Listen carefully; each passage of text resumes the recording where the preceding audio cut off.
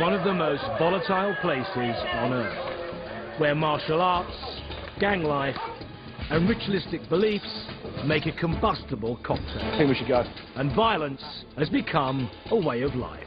Move a little bit, then I stab him. You stabbed him, yeah? Yeah. Did he die, though? That's what they say.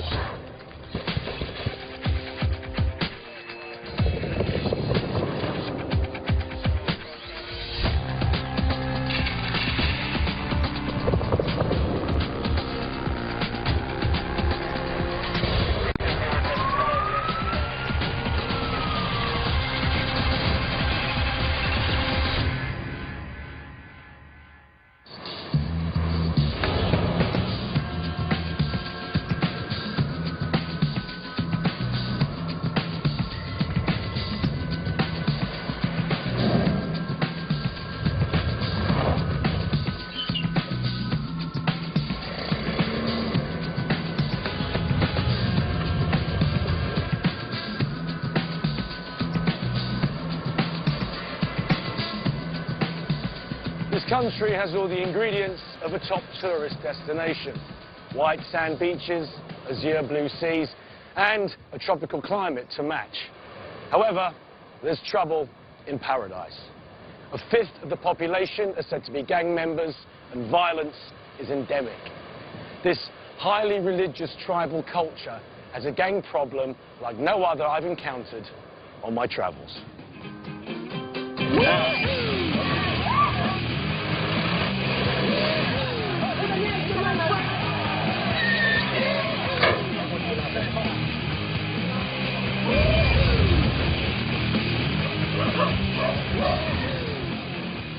There are hundreds of burnt-out buildings like this in East Timor, arson being one of the weapons used by the gangs, along with bows and arrows, poison darts and machetes. And though that may sound medieval, the hospitals and the cemeteries here bear testament to their effectiveness. There are growing concerns that the gangs are gaining political influence in this, the youngest democracy in the world. So I've come here to find out just how much power they actually wield.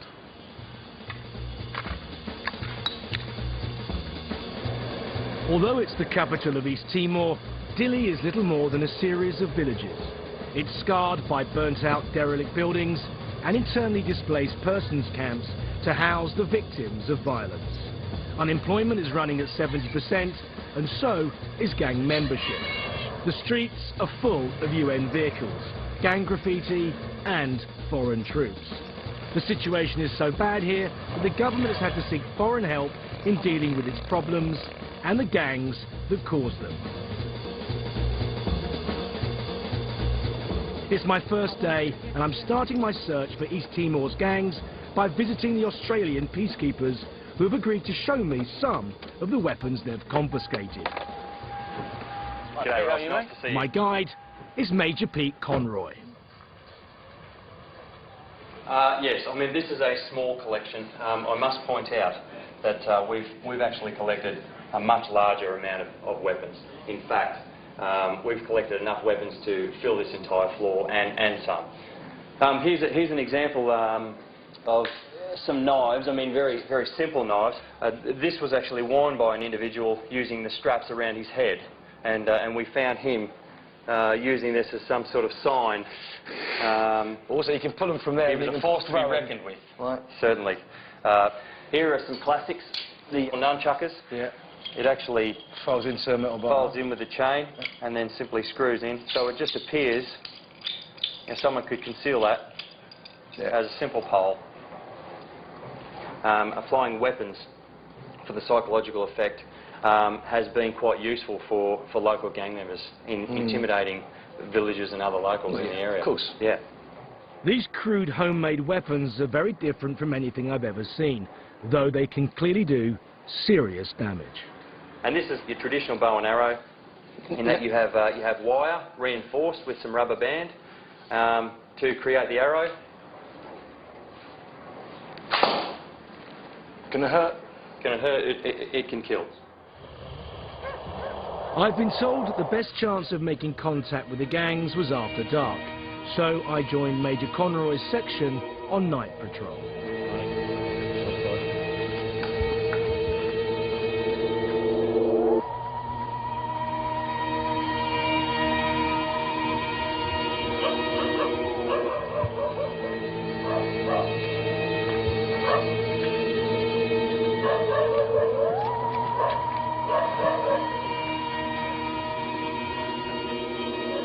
This is the most violent place in East Timor.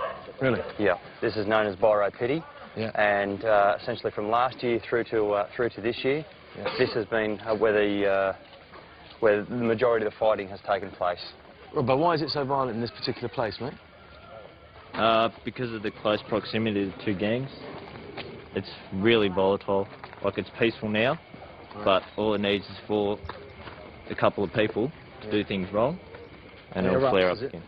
Houses burning, people firing darts at each other, rock fights, you name it, and they're doing it.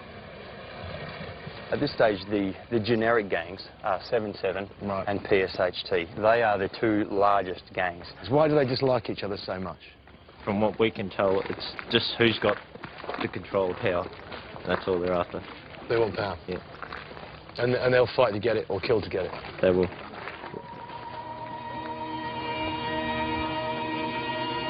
There's some lads up here, aren't there?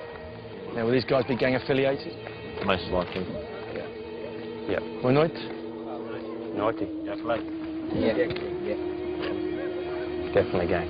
Can we get them to show us their arms and see whether they got any gang tats? Now, you're looking for gang tattoos or gang markings, aren't you guys? That's right.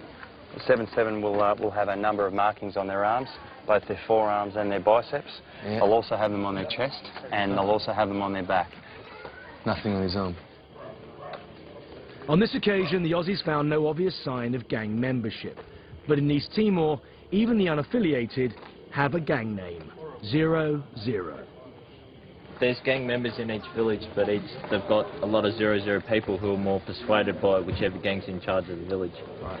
A lot of them aren't full gang members themselves, but they will fight, or else they will have repercussions to them. But isn't that their houses will get burnt down if they say, no, I want nothing to do with you. Although the streets felt tense, it seemed to me like the Australians had the situation under control. But the next morning, I got a better sense of what the peacekeepers were up against. There's a riot going on. UN forces are being stoned by the locals here. So, well, we're going to try and get there and find out exactly what's going on. A lot of people with guns. They're very happy to see us. There's a big police presence here. They've just arrested a guy. They've got a guy going in the vehicle just over to me now. Basically, guys from over here went out onto the street and started throwing rocks at a UN police vehicle. They obviously retreated, then called for backup. When the backup turned up, they've retreated over to there. They've stopped throwing rocks. So at the moment, it's a bit of a standoff. The incident gave me an insight into life here. But to really understand East Timor and why there are foreign peacekeepers on the streets, you need to understand its history of violence. The island of Timor lies between two of the region's superpowers, Indonesia and Australia. While the west is part of Indonesia, the east was a Portuguese colony for 400 years. But when the Portuguese left in 1975, the Indonesians invaded, starting a conflict that lasted 24 years and cost an estimated 250,000 Timorese and 10,000 Indonesian lives. In 1999, a referendum was finally held, and the Timorese voted to kick the Indonesians out. But the run-up to independence in 2000 was marked by an orgy of violence which tore the country apart. The UN is here to assist in the difficult process of nation building. For although the Indonesians have gone, East Timor is still a traumatized country.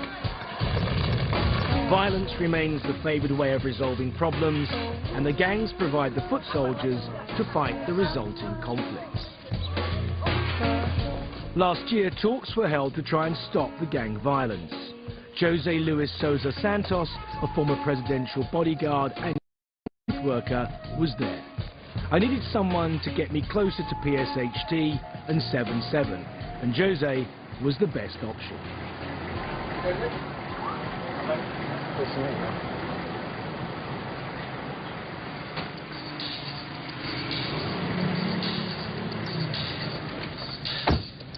Thanks for meeting me, mate. Yes, no Appreciate it.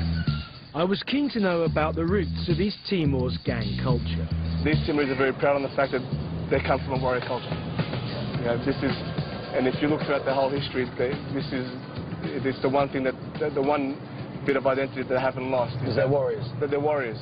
You know, that they're a fighting race against any odds. And what's happening with the gangs is basically the corruption of that warrior culture, of all that pride, of all that honour, of all that history. Well, how organised are the gangs here? They control the gambling, they control, I suppose, the low-level prostitution, the racketeering in the markets, protection rackets. When you realise, okay, you say Gottica 37,000 militants, PSHT 31,000 militants, 7-7 anything between 10 and 12,000 militants. When you look at the numbers, that starts adding up to being adding up to be more than 10-15% of the population. Actively involved in young men in gangs. Okay, for example, you see the PSHT graffiti of the Heart. It's an Indonesian martial arts organisation, but it's also present in England. It's present in. I've heard of it, mate. I've been to a place where they do it. So it's Pencak Silat. Yeah. Pencak Silat, exactly.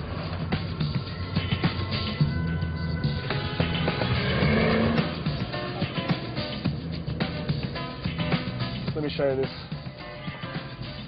There's some graffiti on the wall, yeah? Yeah, some 7-7 graffiti. It's one of the ritual art gangs. Right. In East Timor, especially in regards to ritual arts gangs, you have 7-7, which are characterised by the 7 little scars up their arms. The leader, or the holy man, the pure master, sort of makes little cuts and then rubs a special mix of blood of the sacrificed animal, or this dust, this magical dust, which then makes the gang member, ties the gang member's life force to the gang, right.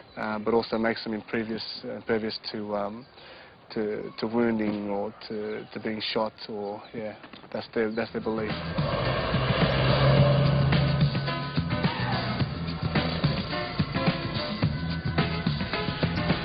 Chester, do you think you could try and get me an introduction to some of these guys, if I could meet them and talk to them?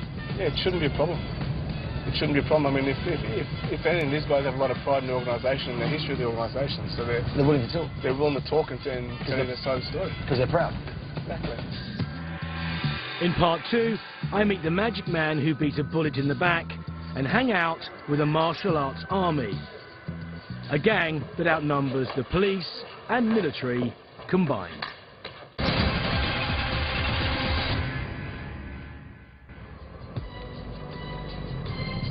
East Timor has a reputation for violence, and signs of gang activity are everywhere. I've been here just a few days when I was put in touch with one of the biggest gangs on the island, PSHT. Well, it's not often you get to meet a guy whose martial arts organisation has more members than the police, the army, and in this case, the United Nations peacekeepers combined. That's power for you.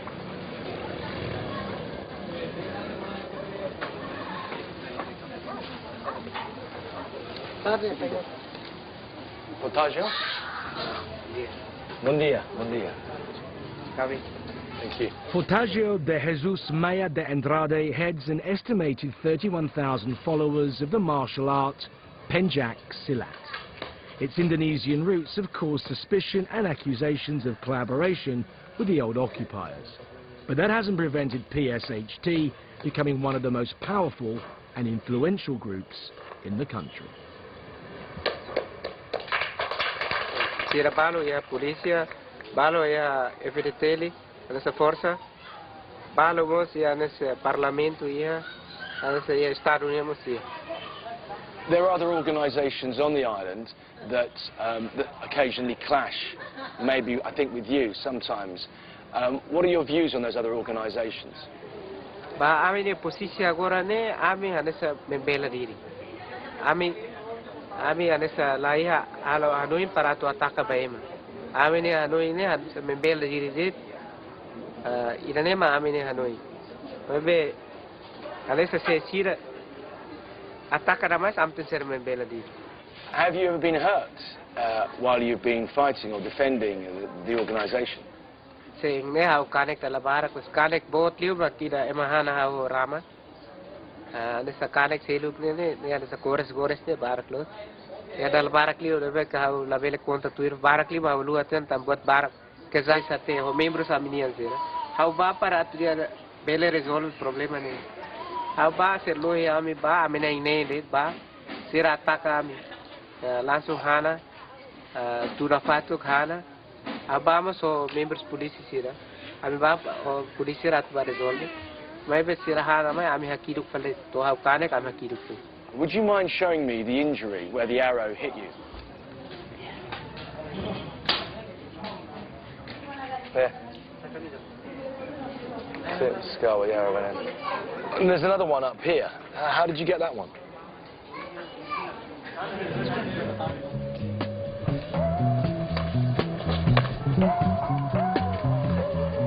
Having done a little penjack myself, I was curious to see Fortaggio's people doing their stuff, and they were only too happy to show me.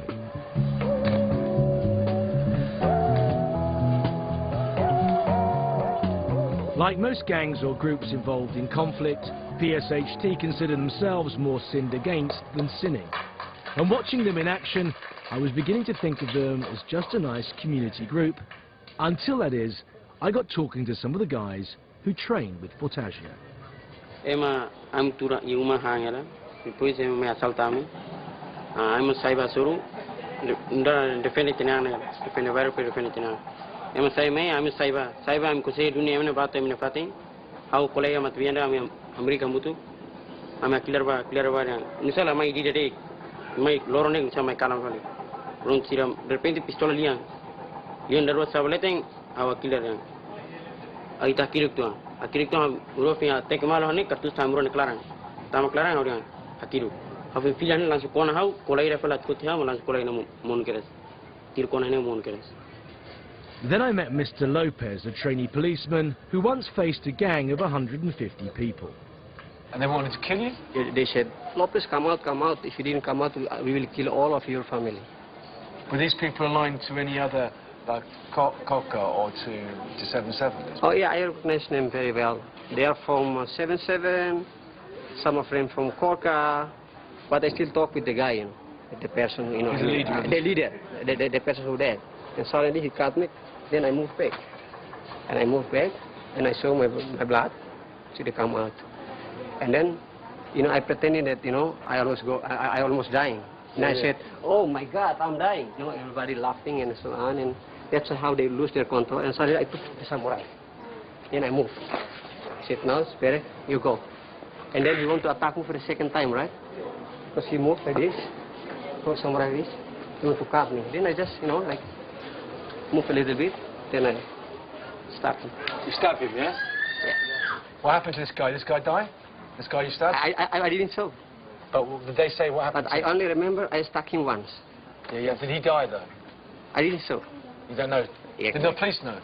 Yeah, they suspicion me that I'm the one who killed the guy. Oh, you killed, so he did die then, That's what they say. That's what they say? That's what they suspicion me. How is your arm now? Is it bad? Can I have a look? Yeah. It hasn't stopped you from doing the pen jack though. You're still doing the pen jack, yeah? No, not yet. So wait. Yeah, that's a good...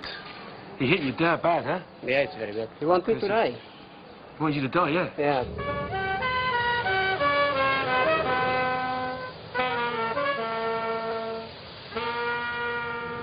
Well, we've just spent an afternoon with PSHT, and I have to say I'm not only impressed with their martial arts skills, but also with the structure of their organisation.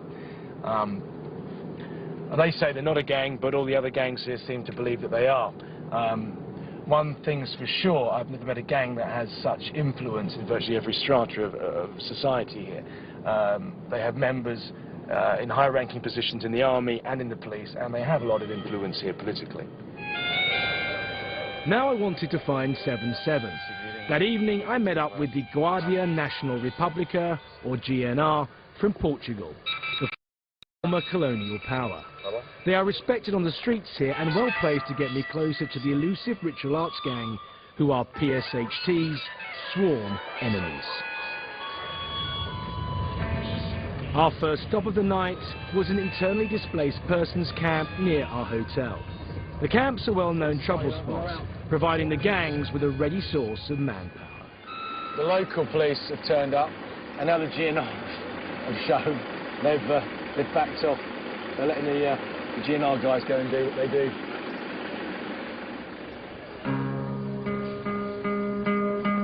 The graffiti is an indication that this is 7-7 territory, but no one seems in a mood for talking. Trouble tends to melt away when the GNR arrives, so we moved on to another part of Dili. I don't know, 2 days ago they threw rocks. Yes? They threw rocks in our house in 12 o'clock in the middle of night. Yes. And we don't know what's going on. People from up there.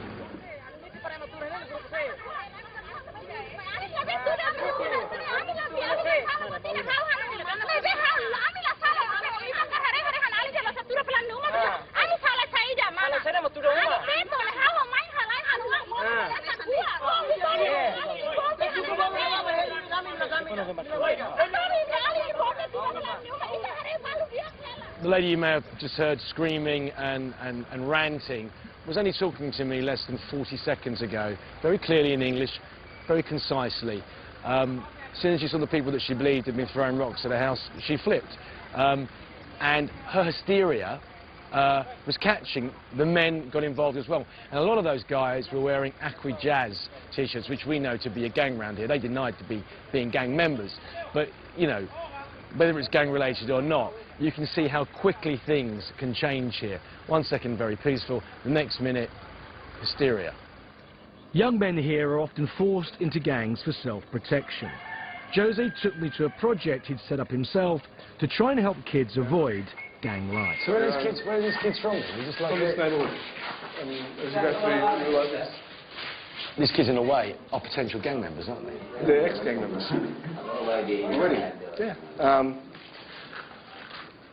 The story of Jose, for example. Jose is somebody that I've got a lot of respect for. He was a member. He used to be a member of PSHT. He then said, "No, I don't want to be a member of any group." Pulled out from it. He was hunted. He's still hunted. Not for leaving? Yeah. Not allowed to. But once you're in? Once you're in, you're in. This is what they use to protect themselves. Okay? This is the Rambambon. Fuck. Okay?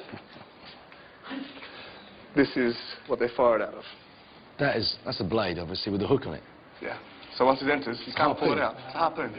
I had one of these. All right. Straight in there. And I'll take it from him. Jose was yet another victim of the state-of-the-art weapons that abound in this retro war. I wanted to know more about this sling and dart combo that seems to be the weapon of choice around here. Our fixer Mauricio has managed to find someone who will show us how they make these darts and these slings here. It's an arrestable offence to possess one or to make one. Danger! Danger! Get on the floor! The nigga right here! Sing it! So that's all it takes. A handful of easily obtained hardware, including a 6-inch nail, and you've got a Ramba Ambon, one of the most frequently used weapons on the Timorese streets.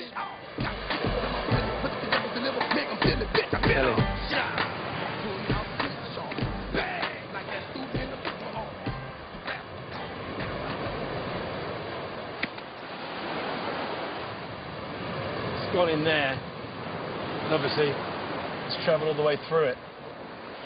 Up to the Oki, it's Kemp.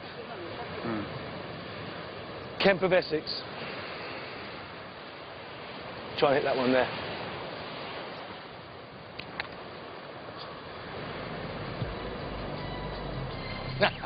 One more go.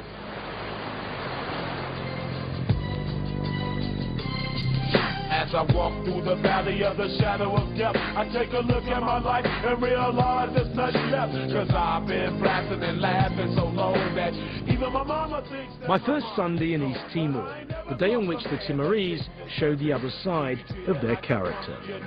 Despite the violence, this is a deeply religious country.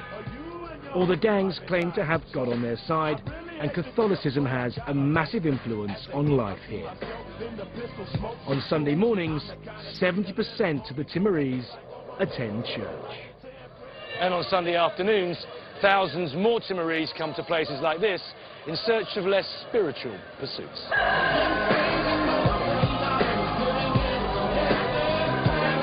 Gambling is a major part of the culture here, and cockfighting is a big money sport, with hundreds of dollars changing hands over a rooster's pugilistic potential.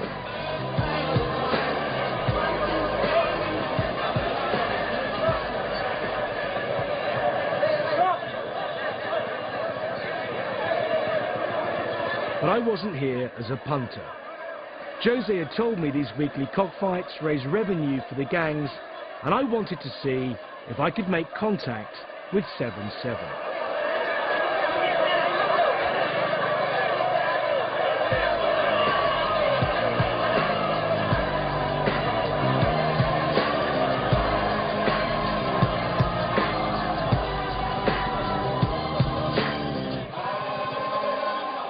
This guy's tattoo told me we'd come to the right place.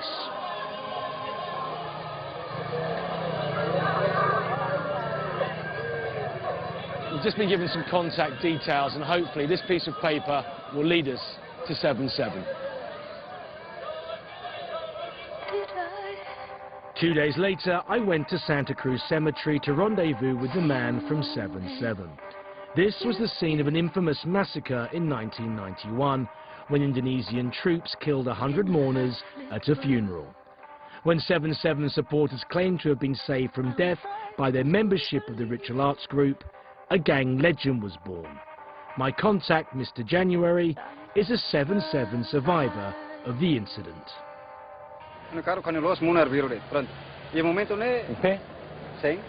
Alguns tu me ne hau consegue mate te 30 minutos ne tamba matan clot colegas que barak tama ve tama tomate agora hau kala 30 minutos ne hau mate tia hau la sala ramna de repente hau mei felan espírito de tu mai fanum pala hau nia ujo tanesan atua sira ata es muito hotu ibrahim targos ne hau pala hau pronto nia lakon hamos ak fodak depois be hau fodak pronto militar no somos maina pronto hau resteja hori.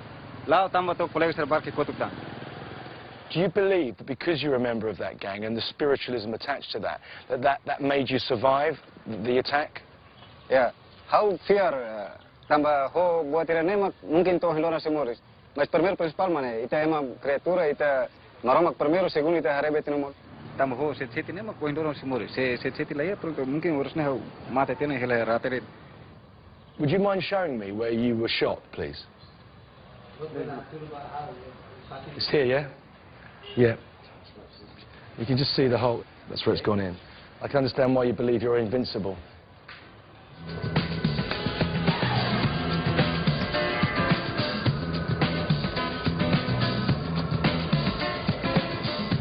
It had taken me a while to get to 7-7, a highly secretive organization that had played a big part in the resistance against Indonesia.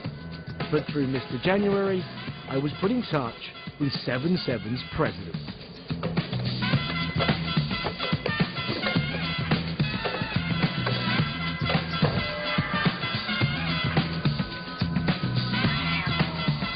Present. Agostino Fernandez had invited me to witness a secret ceremony. But first, I was due for a crash course in 7-7's religious philosophy. Esta é a nossa cultura, tradição da organização de 7-7.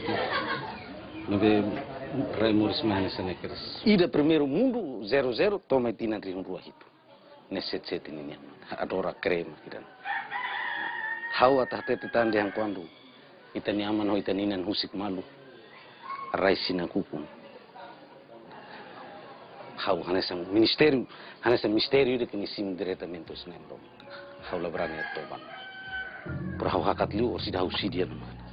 O sidau tupuno hamate liu kedas. Hau saiba kareta bel soke hau bel soke hau. Atamane lia lulit, lia maroma, lia muru, lia manas nela bel. Hau atet. I'd be a liar to say I was following everything the president was telling me. But 7/7 is fundamentally a belief system that mixes Catholicism with pre-Christian animist tradition. I'd be very scared if I was you.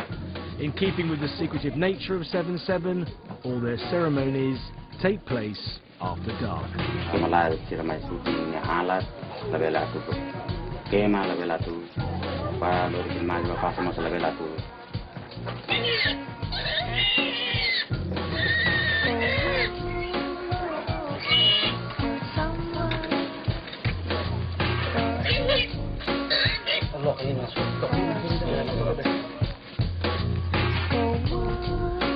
This is what Jose had told me about.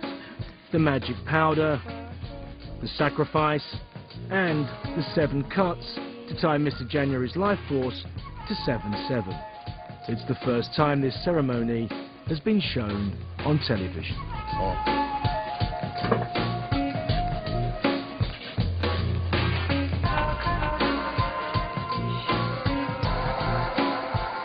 It's easy to be dismissive of 7/7's belief that they can be protected against everything, including bullets.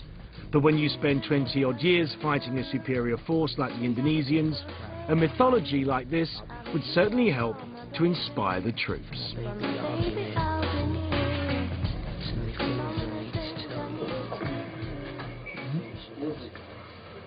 Like PSHT, 7/7 claim to do nothing more than act defensively against attacks by their rivals.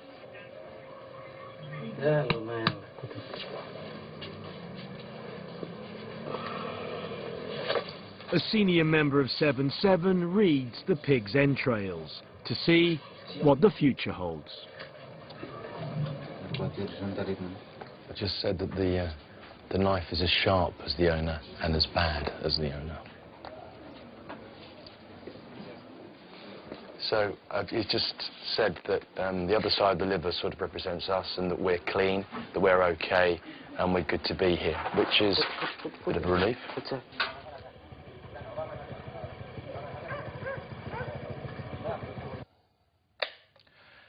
This is a highly religious country, but kids are also brought up here from an early age to believe in ghosts and spirits. So it's not that strange to find a gang that believes in both animism and Catholicism. That said, some cuts in my arm with some sacred mud rubbed into it and a pig reading wouldn't convince me to take 9 rounds in the chest. Rumours rapidly become facts here. So a gang that's 30,000 strong that believes it's invincible has to be a force to be reckoned with. In part 3, I come face to face with the results of gang violence and learn about the combustible politics of the world's youngest democracy. I think we should go.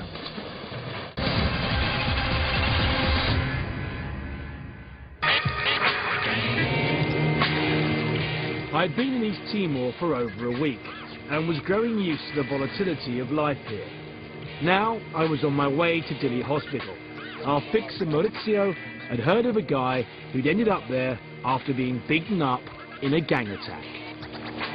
Does he know why he was attacked? He doesn't know.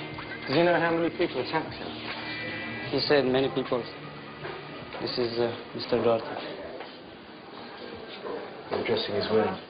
They had to cut the dart out. Was the dart in or did they pull it out? They have to do the surgery to remove the dart.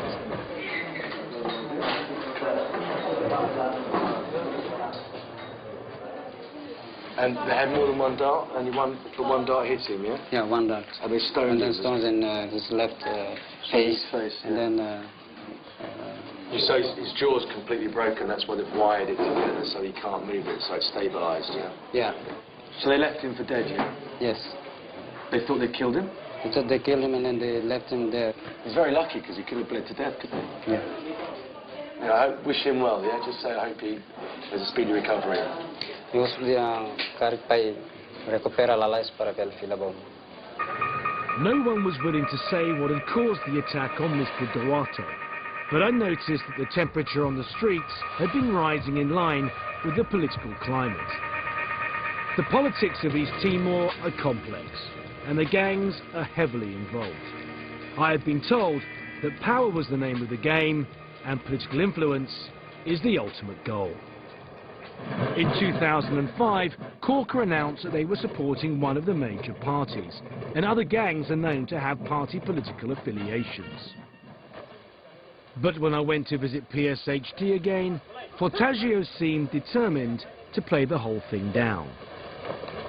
Your enemies say that you wield significant political power in this country. Is that true? La los. Ilaidet mesla tamalim mahari agora imhareras. Amene halorin politika halorin trainer. Ihane ame hatenedet mak trainer. Organisau lebe ke bela diri los organisau politik lah. Si amene members barak mai bang bel controla tam. Amene organisau ne ia terorganisir. Baik, baik per kami tujuh amnen bukan mengwali, tapi loring emal saya emal. Mira manusia yang berbudi luhur, tak benar dan salah. Ini. I was getting used to gang members emphasizing the passive nature of their organizations, but the fact remains that Fortaggio is only standing in as head of PSHT because the real leader is in jail on weapons charges. After his arrest, PSHT's offices were destroyed by 7/7. Your actual president is in prison at the moment. Can you tell me what exactly happened? Abang presiden la sala, dia ne korban, mai bezari fal pelak. Masih agora atakai nama sunu amne sekretariat, ada usaha, ema serne bebas fali. Itu mami triste, mas kami compreende tambah. Situação este, crise este, kami compreende mas kami si halo tuntut cara hukum, kami halo ke laporan mana, ia emane ke sunu, emane ke serang sampai ia informasi laporan itu bah pione kantor polisi ni.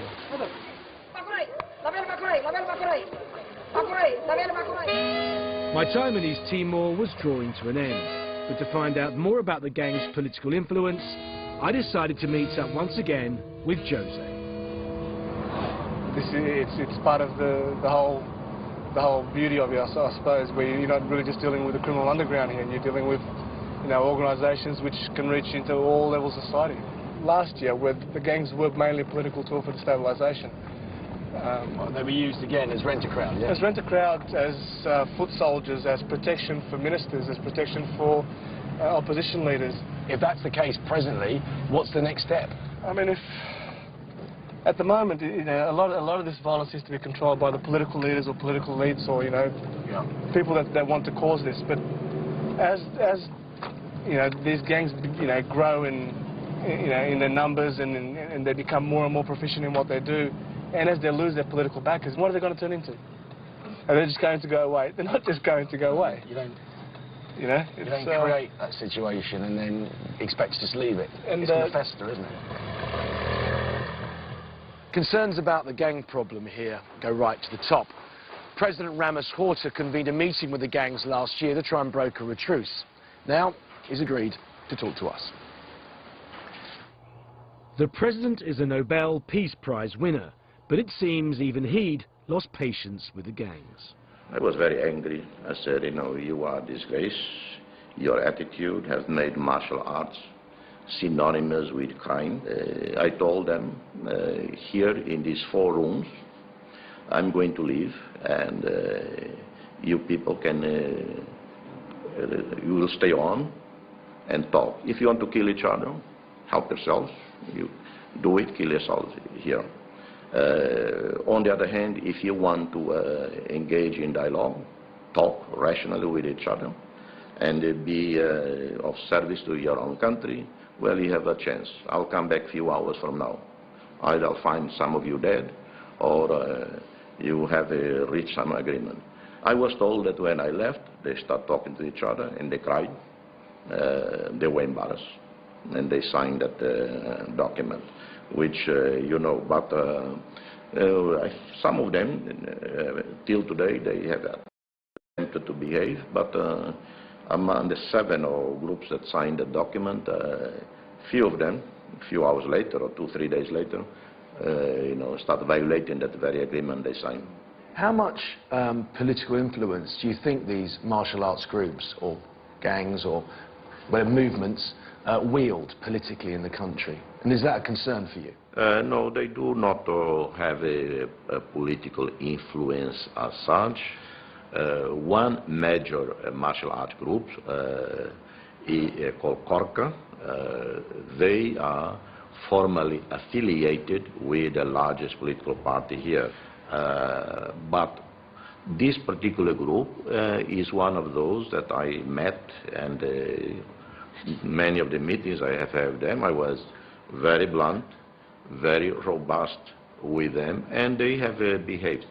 If and when the government is ready to really kickstart the economy with major investments and spread the wealth in the city, particularly rebuilding housing for the poor, most of these people will gradually disappear into the mainstream. But within hours of our interview, President Porter's optimism began to seem misplaced. His announcement of a new government led to an explosion of violence. 7-7's political allies were the losers, and their supporters in the IDP camp near our hotel quickly took to the streets.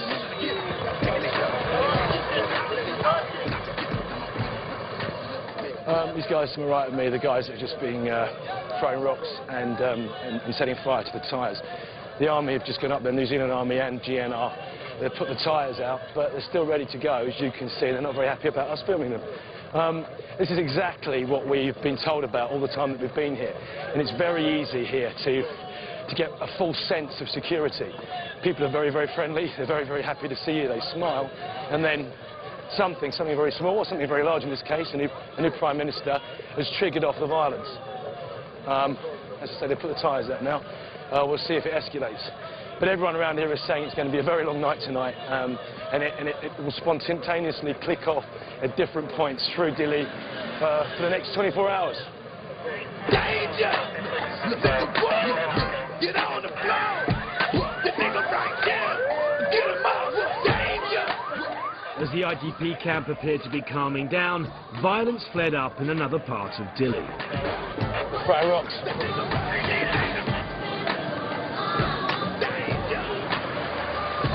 Hey mate, you alright? Yeah, you just want to wait over there, or you might get fucking... Really? Is that bad? You'll be alright. Once again, it was a game of cat and mouse between the heavily armed peacekeepers and the rioters, who quickly melted away.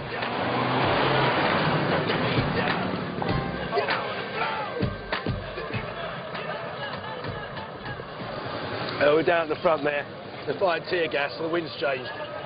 So we've just gassed. Everyone's backing off. It hasn't got gas masks, so they're coming back this way.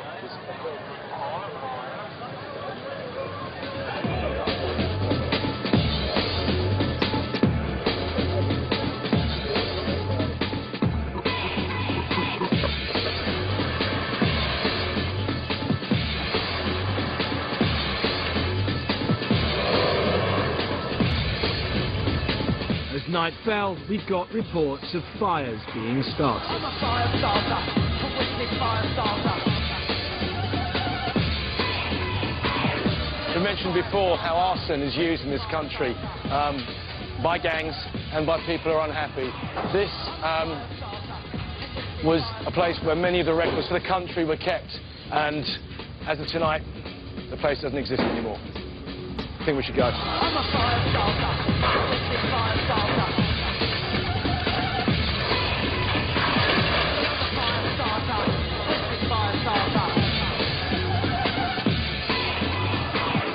That night, Dili went to sleep with parts of the city in flames.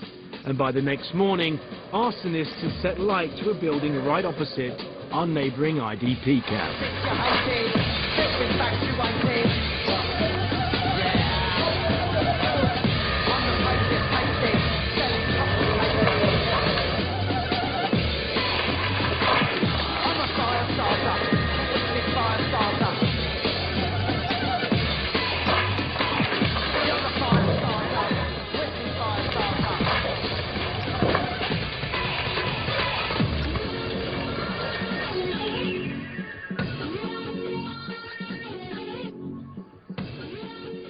When the Indonesian occupiers built the statue of Christ the King in 1995, many of the Timorese said that Jesus looked out to sea because he couldn't bear to look upon what was happening in East Timor. Well, now the occupiers have gone, but so many other problems still remain. And at the root of most of them is the country's gang culture. This place has such potential, but if it's ever to be realized, something has to be done about the poverty and the unemployment here. Otherwise, East Timor will turn into just another gangster's paradise.